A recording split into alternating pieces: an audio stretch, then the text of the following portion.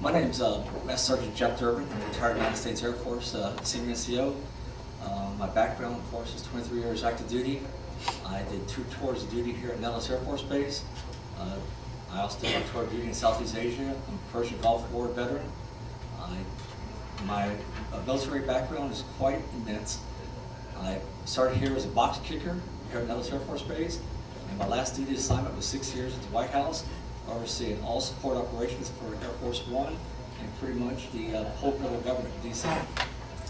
I'm an ex-immigration officer, and I'm an ex-federal contract officer as well. After I left the Air Force in 1996, I moved out to Phoenix, Arizona, went back to college, worked on my degree, and then I started working for the Veterans Administration in Phoenix, Arizona, where I was a federal contract officer there.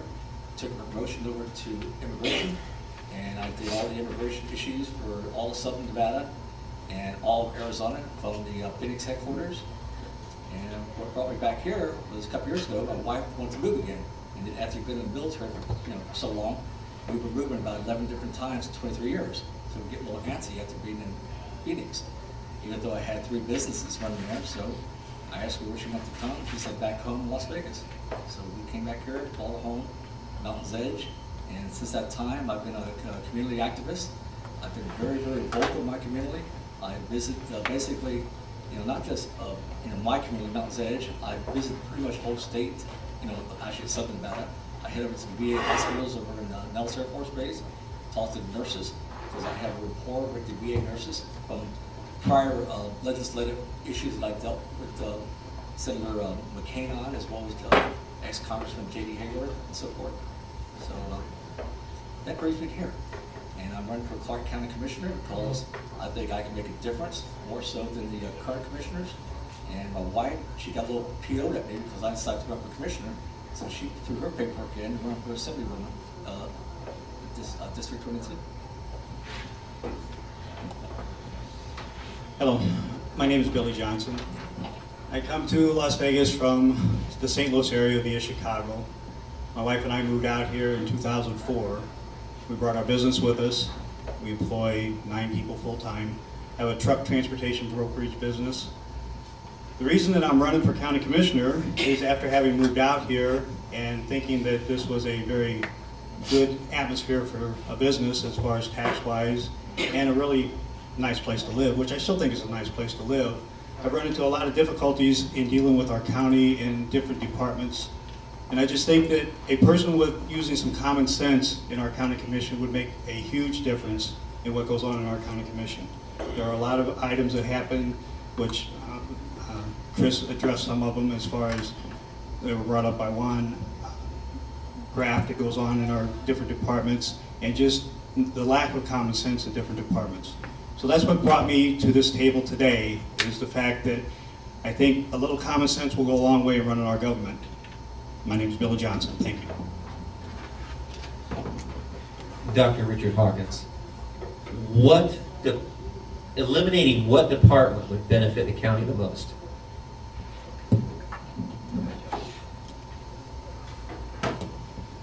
That's a really easy question to answer. Okay, what I would first eliminate is also, as Chris G was talking about earlier, where they have a contractor overseeing the contract officers that issue the contracts here in Clark County. How redundant can that be? So immediately, my background experience as a federal contract officer, if I can't issue a contract, I don't need somebody else to tell me how to write it. So first of all, I would get rid of what she was talking about, the oversight by a contracted officer overseeing the contracted agents. Immediately nip those, consolidate every branch in Clark County government, from the LE to the FD to UMC, consolidate every one of those contract officers, because there's a lot of redundancy. Mainly, you gotta have a lot of administrative support. And another major agenda of mine would be to go ahead and take UMC, either have the Department of Homeland Security do what they're supposed to, fund it properly, as I know, because I used to write those checks for all issues related to illegal immigration. Make them fund it, if not, turn it over to privatization, make it a private hospital.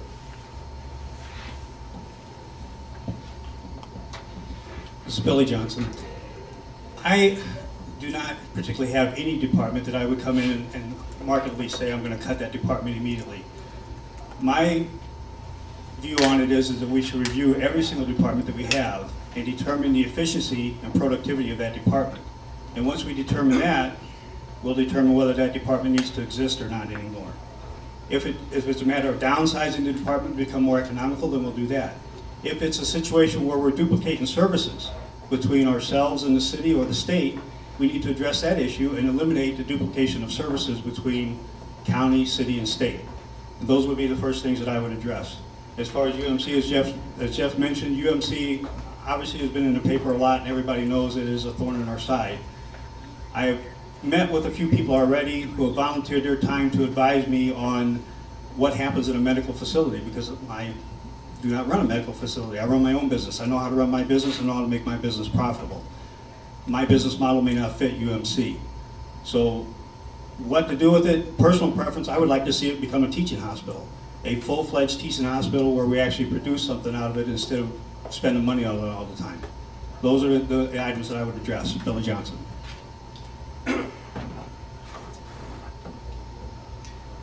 David Hensey, I'm not too creative, so I'm not going to make up different questions. So it's the same thing for the other young lady. Again, if you were to be elected, what impact do you think you can have? Well, one, for yourself, what is the impact you believe you had in the last 4 years, and then what do you think you can do in the next 4 years? And of course, that would apply for you. It's Billy Johnson. This is obviously my first time running for any elected office. I'm not a career politician. And honestly, to answer that question, I would be able to answer that in the end of 4 years. I feel like that I will bring common sense to it, that we will review everything that happens as far as each department and make it productive and efficient. At the end of 4 years, if I don't feel like I've done that, you won't see me up here again because I will not run for re-election. I'm not looking for a career job out of being a politician. My view on the entire operation is that somebody needs to come in and address the situations that are happening and make things better for everybody who lives in the county, not better for the elected officials just trying to get reelected.